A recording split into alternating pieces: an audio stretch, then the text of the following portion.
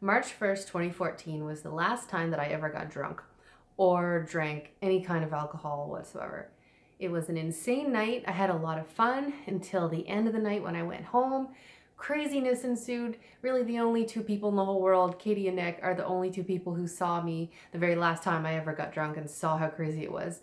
They went to the hospital with me. Well, just Katie did. And after that, I came home, went to sleep, woke up the next morning on March 2nd, 2014, and was like, okay, well, I'm gonna die if I keep doing this, so I can't drink anymore.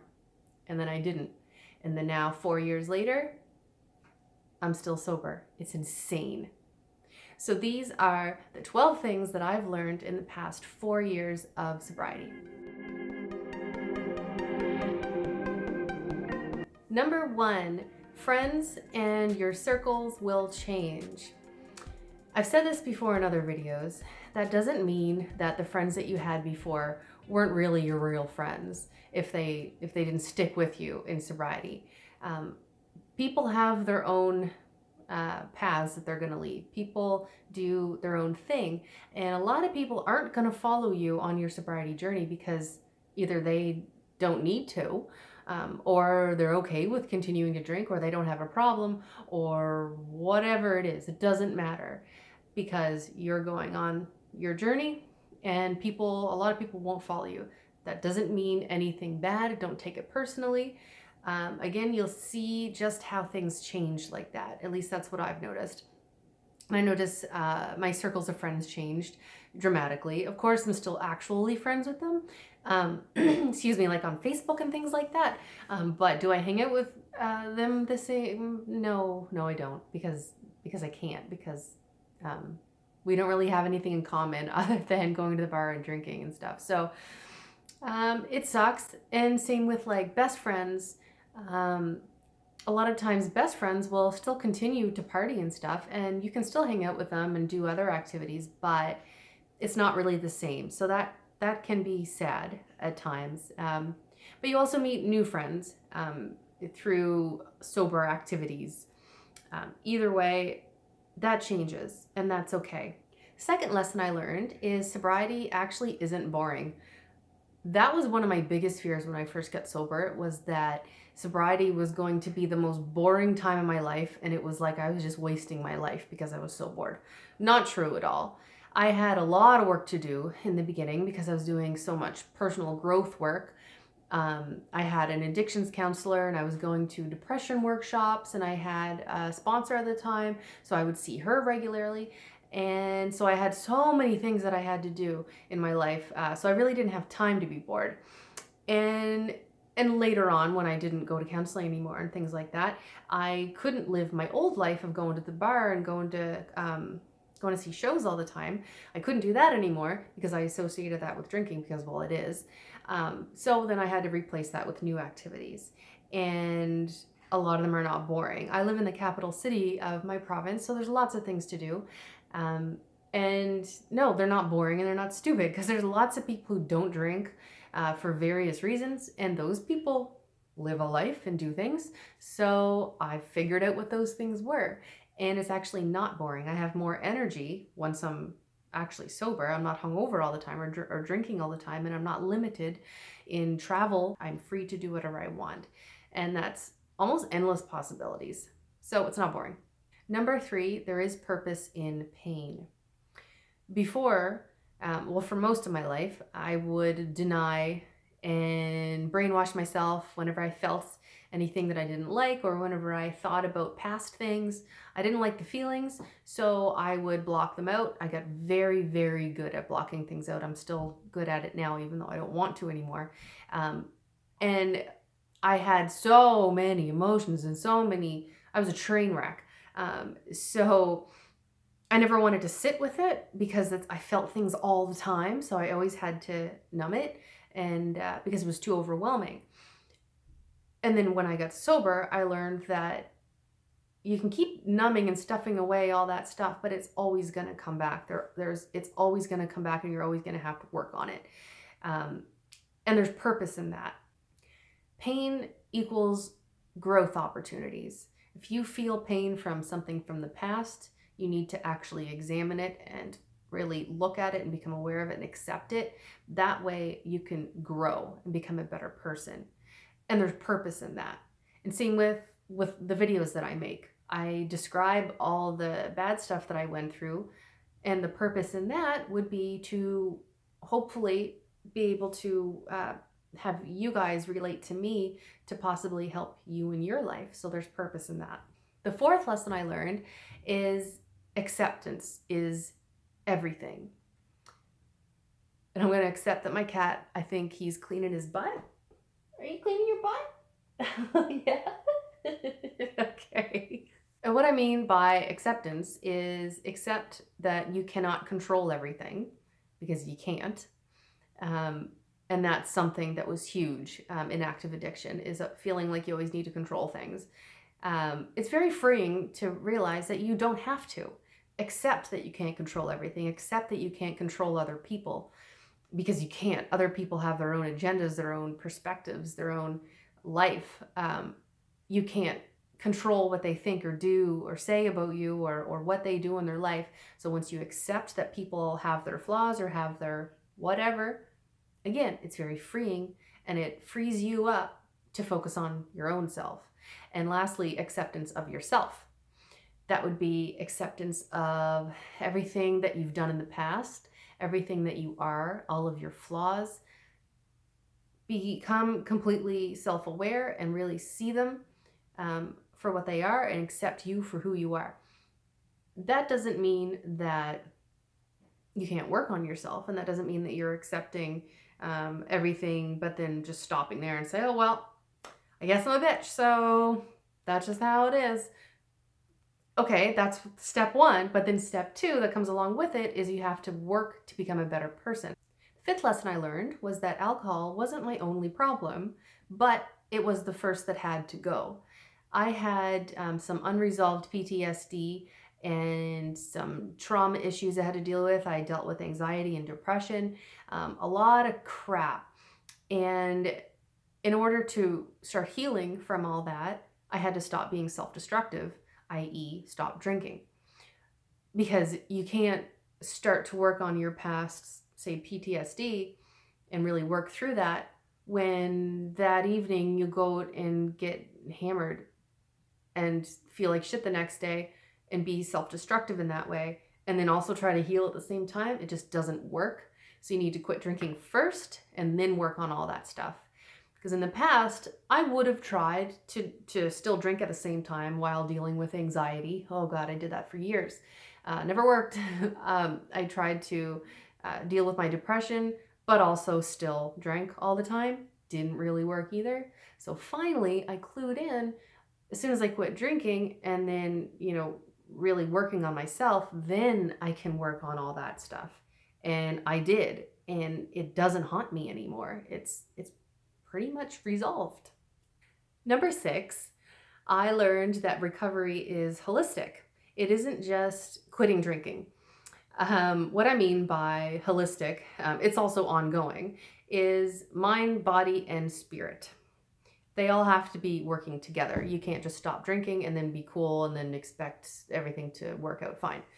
So mind, body, spirit. With mind, that would be counseling, working through your problems, learning how to avoid relapse, and all that kind of mental health work. And with body, that is pretty much equally as important. Mind, body, spirit, they're all important.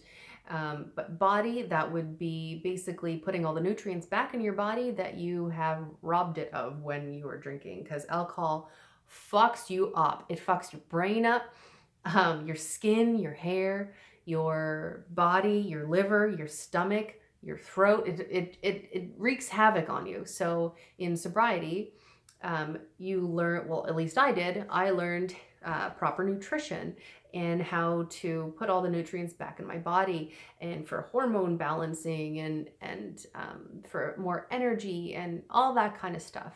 So when you bring your body back up to where it should be, or even above that, then your brain starts to work better. It helps you out better in recovery and in your life. It's amazing. And the last would be spirit. And I do not mean religion, although some people, sure, that works for them and that's great. I don't mean, going to church. I don't even really mean going to AA and talking about God or higher power, even though that does work for a lot of people. What I mean by spirit is doing things that feed your soul, like going to the ocean or going for a walk in nature and breathing in all the tree air, breathing in the ocean air, going for a hike, doing things that make you feel good deep inside. Or maybe hanging out with your close family or some really good friends around a campfire and laughing all night. Stuff like that, that feeds that deep part of you that really makes you feel good and like you're glowing. The seventh lesson I learned is that you actually don't need other people's approval and validation in order to live your life. My whole life, I basically that's what I relied on, was other people's opinions and thoughts about me in order to feel worth anything or to feel validated, things like that. That doesn't really get you very far. I struggled with low self-esteem pretty much my whole life. So that then went into making my relationships really shitty. I couldn't, decision making was difficult. Partly too because I didn't even really know what I wanted. I didn't really know myself. I was sort of all over the place, so I did rely on other people way too much because I just didn't trust my own opinions. Everybody has their own opinions, tastes, and perspectives, so relying on them is pretty much pointless because they're not you.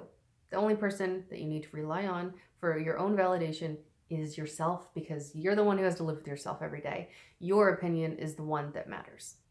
The eighth lesson I learned is that that little voice never leaves you, but it does fade considerably.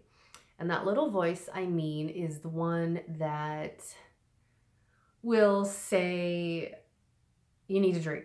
You should drink. It's just one. You can do it. Nobody will know. If you would just go to this bar right now, you're in a weird city, or you're in your own city. If you just go in there, nobody will know. You just have one just so you can relax and so you can experience that feeling again. That little voice in the back of your head, it's going to be there forever. And people say that about addicts, that we're always addicts. And mine faded quickly, thankfully, because I had so much counseling and because I was so extremely determined to get my life together and turn it around. So that voice quieted up really quick. But it does still pop up every once in a while. I went to Montreal a few years ago for Faith No More, and we hung out with some friends. The friends were doing some things that I used to also do, and they were having so much fun, and it reminded me of all the times that I also used to have so much fun doing all those things. And I was extremely tempted to just be like, fuck it, let's just do it. That's just this one night. We're in Montreal. It'll be super fun, and I just want to feel that again. It's okay. I'm not going to drink. I'm just going to have fun, and it will be okay. And my boyfriend was like, okay, well, no, we got to leave because you can't do that. And this is dangerous. You can't be thinking that way. And he's right. I didn't do anything. It was fine. So that voice really only comes in my head maybe once a year for what, like fucking 5 minutes. And then I can logic my way out of it, and then it's fine. But know that it's always there, but it shuts up, and it'll fade. The ninth lesson that I learned is that self-destructiveness also fades away too. I thought that was always part of me. That was just part of my DNA, which was being self-destructive and sabotaging situations I was in, even though they were good, for whatever reason. But that does fade away. And it would have been a part of me forever had I not, done a lot of personal growth work. But it really isn't there anymore. The life that I'm living right now is one that I very specifically built for myself. I quit drinking purposely. I went back to school specifically for what I wanted to go back to school for. I chose this career specifically because it's something I really like to do and I'm passionate about. I chose specifically the man that I'm with because he's amazing and I want to be with him forever. So I built this life. Everything that I've done up until this point was on purpose. And I love what I've created for myself. So even the thought of losing one part of it or all of it in a self-destructive, idiotic moment scares the shit out of me. And there's no friggin' way I would let that happen. So the more you build your life and the more happy you are in your own self, you don't want to be self-destructive anymore. So that goes away. Who knew? The 10th lesson I learned is that quitting drinking is the best possible remedy for an anxiety disorder. Living one day at a time, as they say, is actually so helpful to manage anxiety because you're focusing on the day, the now, and it makes things a lot more manageable because you're not worrying about the future or the past or anything like that. You're thinking about today, how you're going to get through today. And I know a lot of people will drink to unwind after a hard day. Some people do that, you know, the normal people who are able to drink every once in a while and really use that for a time to unwind. But there's a difference, of course, between occasional, normal, healthy drinkers, that's an oxymoron, but you know what I mean, and alcoholics. There's also a difference between people who have normal anxiety, you know, like with a new job or normal everyday stresses that pop up every once in a while that where you feel anxiety over, that's normal. There's a difference between those people, and there's a difference between people who have constant anxiety or who have huge bursts of anxiety or panic disorders. So the people who can drink to unwind, that's great. The people who drink to unwind, if they are an alcoholic and they have a pre-existing anxiety disorder, that's where trouble lies. And when you quit drinking, for me, my anxiety disorder disappeared. And substance induced anxiety is something that can happen from people who already have a anxiety disorder. So really it can only get worse. And studies have shown that excessive drinking has been known to actually rewire your brain. So there is a known connection between anxiety and alcohol on a molecular level. Also, drinking can make you more susceptible to be put into a situation that can be traumatic, which then, of course, can make anxiety worse. And also with hangovers or with withdrawal, when you quit drinking for good, the symptoms of withdrawal can trigger and are a lot of the times symptoms of also anxiety. So that would be sweating, feeling foggy headed, trembling, feeling sick and woozy and not really all there. Feeling like that with alcohol withdrawal can trigger a panic attack, because that used to happen to me all the time. Sometimes even if I just had one drink, the next day I'd have panic attacks every hour or whatever, and a lot of times I couldn't go to work, or I'd have to leave work early, like if it was a big drinking night the night before. Of course, eventually I got to the point where I just drank every day so that I didn't get a hangover. But then that just made my anxiety 10 times worse. And it would get so bad sometimes that I legit thought I was going crazy, because my mind would be racing constantly, and I'd feel like I was always on the verge of a panic attack. And a lot of times I would be. Constant sweaty hands, constant shaking, and constant feeling sick and woozy and foggy headed and mind racing and breathing, becoming shallow all the time. It was hell. But since I quit drinking, my anxiety disorder pretty much literally stopped, like right away. It's been 4 years now. So really, out of those 4 years, I might have had half a panic attack once or twice, maybe. I can't even really think of a specific instance. So that cured me, and that was an amazing lesson to learn. I thought I was cursed forever to have anxiety. It was horrible. The 11th lesson that I learned, which came as a shock to me, is that selfishness can actually be cured. You can actually stop being selfish. I thought that was part of my DNA again. I grew up an only child. So I had that only child syndrome going on. I'm bossy and selfish, doing things that only make me happy. And When I got really bad in my late 20s, before I quit drinking, I didn't give a fuck who I hurt, and I hurt a lot of people. It really didn't matter to me at the time because I was doing what I wanted to do. If I wanted to, direct my life in this direction, and you were right here, sort of in the way, okay, well, bye. I don't care. I'll do whatever it takes to get you to get going, so I can get going that way. Didn't care. So you're basically, or at least I was, obsessed with myself and what I wanted to do. Nobody else's thoughts and feelings ever came into the equation. It was only ever what I wanted to do and what needed to be done to progress my own life. But I learned through doing a lot of work on myself and learning to love myself again that, okay, other people really matter. Other people have real feelings. And I learned to actually have real compassion for other people.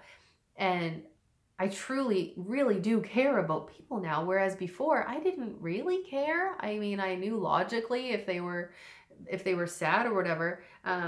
Actually, no, I did care about some people, of course. I'm not a robot, but it was like 50-50 for some people. But now I really do care, and I don't want to hurt the people that I'm close to, and I don't have a selfish agenda anymore. I'm not self-seeking. I don't have any self-seeking behavior. And lastly, number 12, I've learned that I am way stronger than what I ever thought I was.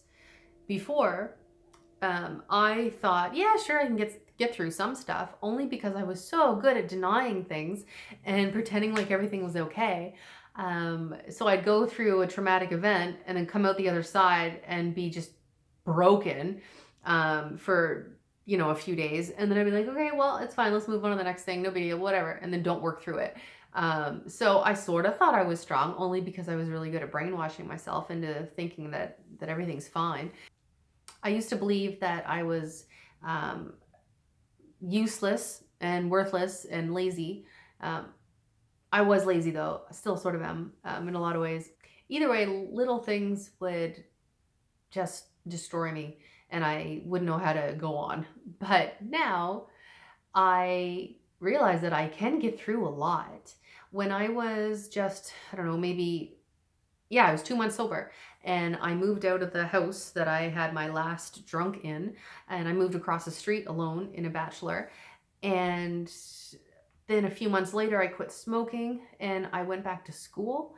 I had a job at the same time as I was going back to school. I wanted to get honors, and I did end up getting honors. I graduated with that, and all while working and going through recovery work.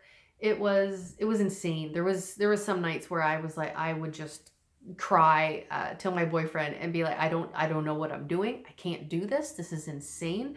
It would be on those nights where, like, you have to study for an exam, but you also have to work the next day. You don't know how you're going to do it. You're living off friggin' bran flakes and Mr. Noodles. I remember I had a lot of stints like that. And your landlord is shitty, and all the life stressors are all coming in at once, and I didn't know how I could get through it and how I would actually make really good grades. I ended up getting a job after I graduated right away, and like I said before, I made a lot of my goals come true. Who knew I could do that? But I did it, and I did it while being sober at the same time. I made it through. I did it the right way. It's possible. When I first got sober, I had a sponsor for a minute. And at the time, she was 4 years sober. And she was only young too. She was a little bit younger than me. And I was like, how could you do 4 years? That's insane. Like, I can't even imagine going 4 months. And like 6 months would come, a year would come along. And I'd be like, that was so hard. I don't know. I couldn't imagine going for a year. But I did it. And now when I think about the future, sure, yeah, I could see 5 years, I could see 6 years, but I couldn't imagine being a decade sober. When you see those movies of people who say that they haven't had a drink since 86 or whatever, or actually, even if you're in groups, I'm in some groups on Facebook where they say their sobriety date and it's 1983, the year I was born. It's like, how? I don't understand. That's so long to say decades. But I know I'll get there. Like I know I will. It's just so crazy to think. So if there's anyone, that's what I'm curious about. If there's anyone watching who is more than 4 years sober, I know it keeps getting better and better. I know that from year 1 to year 2 to 3, 3 to 4, it really does keep getting better and better every year. They say that, and it's so incredibly true. So yeah, I guess year 5 is going to be awesome too. So yeah, those people who are like 10 plus years sober, does it really keep getting better even after 10 years? It must. I don't know. Anyway, comment down below. But that's my video, and I hope you learned something from it, and I hope you got motivation, because it's been awesome. Keep going. Fuck yeah. Okay, bye.